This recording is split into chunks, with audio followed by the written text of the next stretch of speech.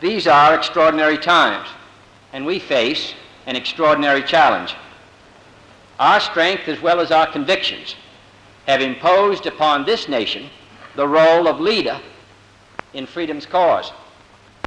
Finally, if we are to win the battle that is now going on around the world between freedom and tyranny, the dramatic achievements in space which occurred in recent weeks should have made clear to us all, as did the Sputnik in 1957, the impact of this adventure on the minds of men everywhere who are attempting to make a determination of which road they should take.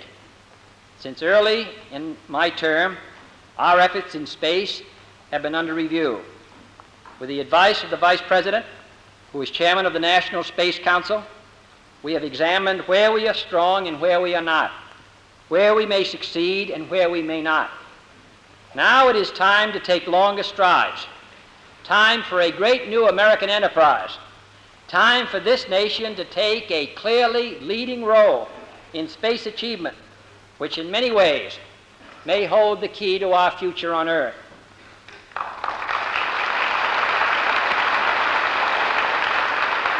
I believe we possess all the resources and talents necessary, but the facts of the matter are that we have never made the national decisions or marshaled the national resources required for such leadership.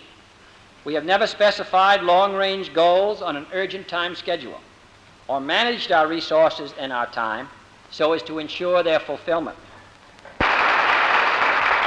I therefore ask the Congress, above and beyond the increases I have earlier requested for space activities, to provide the funds which are needed to meet the following national goals. First, I believe that this nation should commit itself to achieving the goal, before this decade is out, of landing a man on the moon and returning him safely to the Earth. No single space project in this period will be more impressive to mankind or more important for the long-range exploration of space, and none will be so difficult or expensive to accomplish. In conclusion, let me emphasize one point. It is not a pleasure for any President of the United States, as I'm sure it was not a pleasure for my predecessors, to come before the Congress and ask for new appropriations which place burdens on our people. I came to this conclusion with some reluctance. But in my judgment, this is a most serious time in the life of our country and in the life of freedom around the globe, and it is the obligation, I believe, of the President of the United States to at least make his recommendations to the members of the Congress so that they can reach their own conclusions with that judgment before them.